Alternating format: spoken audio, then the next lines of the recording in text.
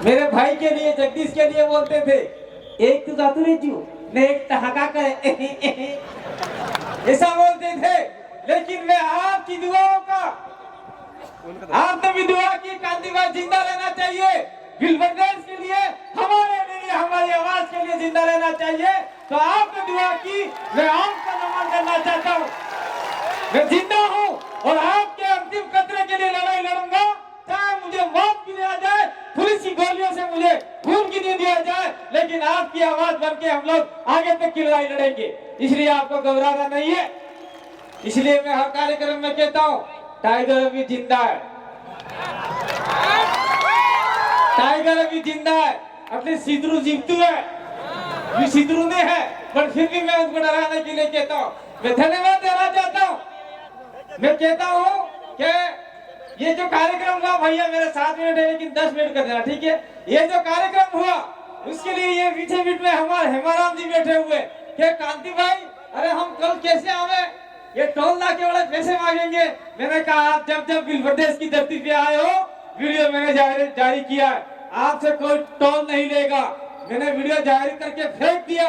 और मैं कहना चाहता हूँ, जिस इलाके से आप लोग निकल के आए हो, वहां पे 1 भी रुपया नहीं लिया।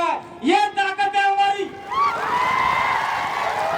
मेरा बोला कि कोई लड़न नहीं निकलेगा, हमारी आवाज ही हमारा आदेश है, हमारा ऑर्डर है। तो हमारी आवाज को ही आदेश ऑर्डर मान दिया जाता है। साथियों, अब आते हैं अपन मेन बात पर।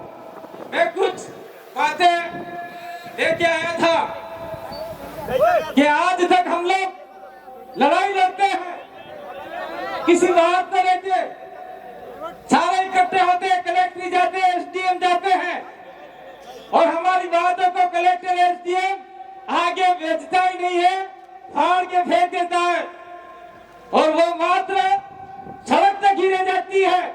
इसीलिए हमें भारत आदिवासी पार्टी के मार्फत से, भारत आदिवासी पार्टी के मार्फत से राजस्थान में जिस प्रकार से हमने 2 विधायक भेजे, उसी प्रकार से गुजरात में 27 विधायकों में से 10-15 विधायक भेजते होंगे। गुजरात में 27 विधायक अपने लिए रिजर्व है आदिवासियों के लिए। 27 विधायक में से 10 तो कम से कम भेजने होंगे। मध्य प्रदेश में ऊपर लोग बैठे हुए 46 विधायक रिजर्व है आदिवासियों के लिए। वो जो गए हैं वो सारे गुलाम हैं, अपने लिए कोई नहीं बोलता। राजस्थान में 28 विधायक रिजर्व है, जिसने मात्र 2 विधायक बोले आदिवासियों के लिए, बाकी सब बोले बोले हैं और गुलाम विधायक है। इसलिए हमें भारत आदिवासी पार्टी से अधिकतम विधायक भोपाल में भेजने होंगे, जयपुर में भेजने होंगे, और आपके गांधीनगर भेजने होंगे। इसलिए भारत आदिवासी पार्टी को हम लोग लेके आए हैं। दूसरा है जल, जंगल, जमीन और खनिज। तमार घेर मोरे काकरा बाटे हैं, हेता भाड़ा तो मेरा खुद ने नहीं किया। वो सफेद पत्थरों का मार्बल बनता है, टाइट से बनती है, वो करोड़ रुपए में जाता है। तब जानो काकरा बाटा होना काम नो। वो सफेद पत्थर बहुत कीमती है, इस पत्थर को बचाना है, और इस पत्थर से आग का उत्पन्न पहली बार हुआ था। इसलिए सफेद पत्थर को अपन पूजा पद्धति में भी लेते। इसलिए खनिज को भी हमको बचाना है। खनिज नहीं बचाओगे तो बहुत बड़ा नुकसान हो जाएगा। और विल्बरडेस की लड़ाई न तो कांग्रेस लड़ी है, न बीजेपी लड़ी है, न कोई आने वाली पार्टी लड़ेगी, हम ही लड़ेंगे। और आने वाले समय में 2023 के बाद में 24 में भी हमारा परचम दिल्ली तक लहराएगा। और हम लोग विल्बरडेस की लड़ाई के लिए कंधे से कंधा मिलाकर भारत आदिवासी पार्टी भी विल्बरडेस के लिए काम करेगी। क्या आप सभी लोग विल्बरडेस का साथ देंगे? साथ कैसे देंगे? भारत आदिवासी पार्टी को मजबूत करेंगे तो ही आगे बढ़ पाएंगे। राजस्थान की राजनीति में 2023 की लड़ाई में 27 सीटों में से हम लोग उधर मीणा वाली छोड़ दें, क्योंकि कुछ हमारे मीणा भाई भी बैठे हुए, क्योंकि कुछ मीणा लोग हैं वीर भगवान को मानते हैं। मैं आप लोग नाराज मत होना। वीर भगवान किसका अवतार है? कोई मीणा हमको बताए? मीर भगवान 10 अवतार माना गया है हिंदू धर्म के अनुसार। तो आप तो धर्म में डूबे हुए हो, आदिवासी को बचाने का काम नहीं कर रहे हो। तो उस इलाके में मुझे नहीं लगता कि धीरे धीरे हम लोग आगे बढ़ेंगे, क्योंकि ऐसे वक्ता हमारे साथ में डॉक्टर जितेंद्र मीणा जैसे और मेहर जैसे लोग हमारे साथ में आए हुए हैं। तो ये लोग वहां पर भी अलग जगाएंगे और 8 सीटें हैं, उन 8 सीटों में हम लोग 23 के बाद में फिर से लहराएंगे। ये बात हम लोग कहना चाहते हैं। तो अगर मान लीजिए 17 में से हम लोग कुछ सीटें और भी हैं तो प्रभावित होती है 25 सीटें, 25 में से हम लोग लड़ाते हैं, 15-16 सीट जीत जाते हैं। तो मुख्यमंत्री तो छोड़ दीजिए, लेकिन मुख्यमंत्री कौन बनेगा वो डिसाइड करने का पावर आदिवासियों के हाथ में होगा। ये हाथ में लेना चाहते नहीं चाहते आप लोग। अशोक गहलोत बनेगा, अशोक गहलोत उठ बैठ, ये ताकत आपके पास में होगी। वसुंधरा राजे आ गई तो वसुंधरा राजे उठ जा बैठ जा, उठ जा बैठ जा, या मत आना, ये पावर आपके हाथ में होगी। यही पावर हम आपको देना चाहते हैं। यही पावर अगर आपने ले ली तो निश्चित रूप से आपका विधायक दिल्ली जाएगा। अच्छा, आपका एमएलए दिल्ली है, आपका एमएलए जयपुर जाएगा और एमपी दिल्ली जाएगा। मैं ज्यादा बात नहीं करना चाहता हूं क्योंकि सर भी काम नहीं करता। संसद की 47 सीटें, 47-46 सीटें आपने एमपी बढ़ी। एक भी एमपी आदिवासियों के लिए नहीं बोला, एक भी एमपी नहीं बोला।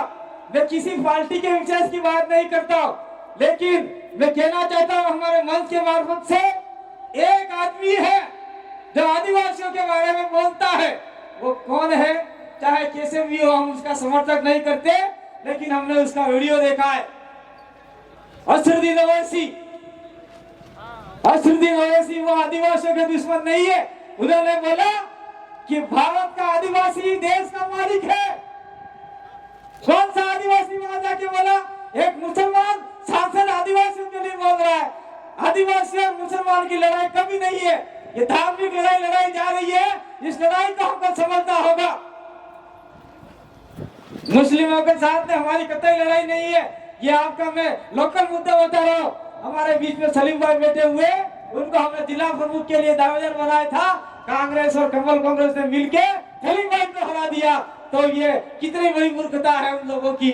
और हमारे लोग आज भी कांग्रेस बीजेपी कर रहे हैं।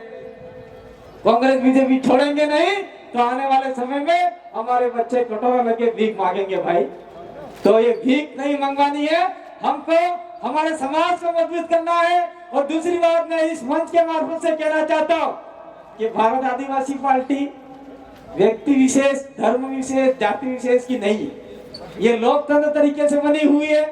उसके अंदर एसटी भी आ सकता है, एससी भी आ सकता है, ओबीसी भी आ सकता है, और माइनॉरिटी तो सारे सारे बैठे हुए हैं यहाँ पे। फरजाना जी ने अभी माला पहनाई, फरजाना जी का स्पीच था लेकिन लेट आए।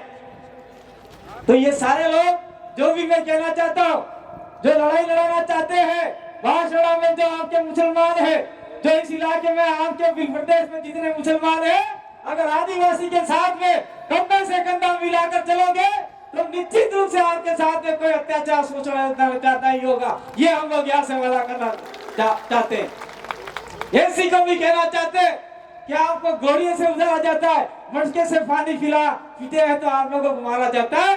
निश्चित रूप से आप लोग हमारे साथ में रहोगे तो आप लोगों को भी हम लोग शोषण अत्याचार से मुक्त कराएंगे, आजादी दिलाएंगे। और ओबीसी को क्या आरक्षण है इस इलाके में? मैं ओबीसी के लिए कहना चाहता हूँ, आप लोगों की वजह से ही सब नुकसान हो रहा है। इस इलाके में ओबीसी को कोई प्रावधान नहीं है। अगर आप लोग हमारे साथ में कंधे से कंधा मिला के चले तो संविधान के अंदर जितना भी राइट्स दे रखा है उसको हम लोग इम्प्लीमेंट कराने का काम करेंगे। हमारे एकमात्र विधायक राजकुमार रोज जी ने ओबीसी के लिए बोला, ओबीसी अन्य पिछड़ा वर्ग के लिए। और मैं अंत में ज्यादा समय नहीं लूंगा क्योंकि आपने तफीवदार के मन को बफाई क्यों लागे। तो बेचार वक्ता बीजा है बोला वाला, सबकी बात सुन के जाना और कसम खा के जाना। जितने भी लोग आए हैं अपने पूर्वजों की कसम खा के जाना। आपने मतरण कसम खाई जा दो, जरा जरा मानो और सम खाई जा दो। आज तक की मार घेर माते कांग्रेस बीजेपी ना झंडा नहीं लगे लगा ना कसम खा हाथ साकर है तो मेरा नहीं करता वाला होने मेरा उनका भैया कांग्रेस बीजेपी का झंडा मेरे घर में नहीं होना चाहिए। ये कसम आप लोगों ने खाई है और ये कसम खाने के बाद में अगर आपने लगाया तो तुम्हें जाना हो थवानु है।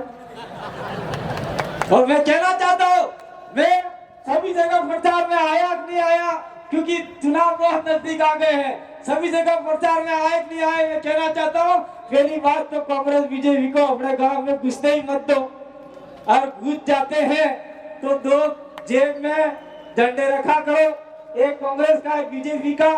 बीजेपी में आया बोलना हम बीजेपी ना भाई लाभ हरम लाभ पैसा खाई चलो भाई जो वोट डालो लगे फसे कांग्रेस वाला आगे फिर झंडा खरीद के वाले लाओ भाई वो कांग्रेस ना लाओ है ने तो ये आना पैसा उनके पैसे नहीं है वो पैसे आपके विकास के पैसे है लेकिन ऐसा भी नहीं करना है लेकिन कर सकते हो आपकी मर्जी हम लोग बांधने वाले नहीं है।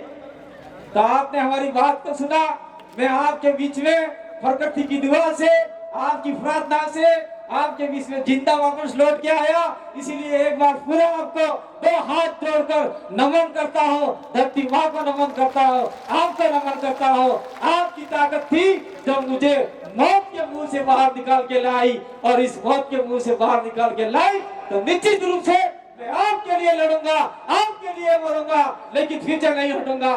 बहुत बहुत धन्यवाद आभार जोहार धन्यवाद। जय आदिवासी जय वीरभद्र। खूब खूब धन्यवाद। रोज धरती पे आदिवासी को एक बार जोरदार नारा हो जाए। जय जोहर का नारा है।